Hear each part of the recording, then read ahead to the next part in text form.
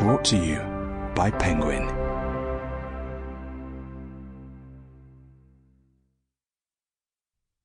Trouble is My Business by Raymond Chandler. Read for you by Scott Brake.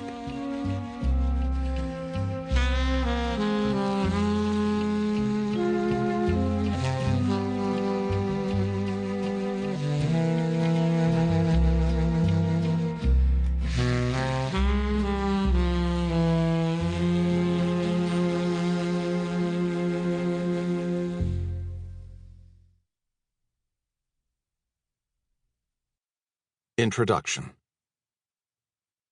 Some literary antiquarian of a rather special type may one day think it worthwhile to run through the files of the pulp detective magazines which flourished during the late 20s and early 30s, and determine just how and when and by what steps the popular mystery story shed its refined good manners and went native. He will need sharp eyes and an open mind. Pulp paper never dreamed of posterity, and most of it must be a dirty brown color by now. And it takes a very open mind indeed to look beyond the unnecessarily gaudy covers, trashy titles, and barely acceptable advertisements, and recognize the authentic power of a kind of writing that, even at its most mannered and artificial, made most of the fiction of the time taste like a cup of lukewarm consomme at a spinsterish tea room. I don't think this power was entirely a matter of violence, although far too many people got killed in these stories, and their passing was celebrated with a rather too loving attention to detail. It certainly was not a matter of fine writing, since any attempt at that would have been ruthlessly blue-penciled by the editorial staff. Nor was it because of any great originality of plot or character. Most of the plots were rather ordinary, and most of the characters rather primitive types of people. Possibly it was the smell of fear which these stories managed to generate.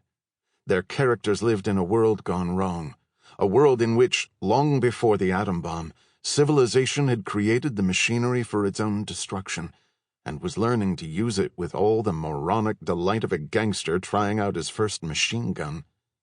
The law was something to be manipulated for profit and power. The streets were dark with something more than night. The mystery story grew hard and cynical about motive and character, but it was not cynical about the effects it tried to produce, nor about its technique of producing them. A few unusual critics recognized this at the time, which was all one had any right to expect. The average critic never recognizes an achievement when it happens. He explains it after it has become respectable. The emotional basis of the standard detective story was and had always been that murder will out and justice will be done.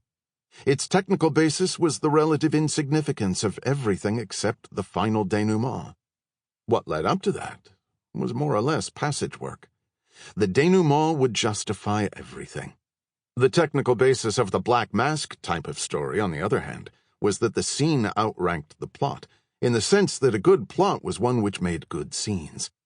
The ideal mystery was one you would read if the end was missing. We who tried to write it had the same point of view as the filmmakers. When I first went to work in Hollywood, a very intelligent producer told me that you couldn't make a successful motion picture from a mystery story, because the whole point was a disclosure that took a few seconds of screen time while the audience was reaching for its hat. He was wrong, but only because he was thinking of the wrong kind of mystery. As to the emotional basis of the hard-boiled story, obviously it does not believe that murder will out and justice will be done, unless some very determined individual makes it his business to see that justice is done. The stories were about the men who made that happen. They were apt to be hard men, and what they did, whether they were called police officers, private detectives, or newspaper men, was hard, dangerous work.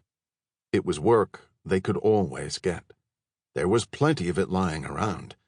There still is. Undoubtedly, the stories about them had a fantastic element. Such things happened, but not so rapidly, nor to so close-knit a group of people, nor within so narrow a frame of logic. This was inevitable, because the demand was for constant action. If you stopped to think, you were lost. When in doubt, have a man come through a door with a gun in his hand. This could get to be pretty silly. Sample complete. Ready to continue?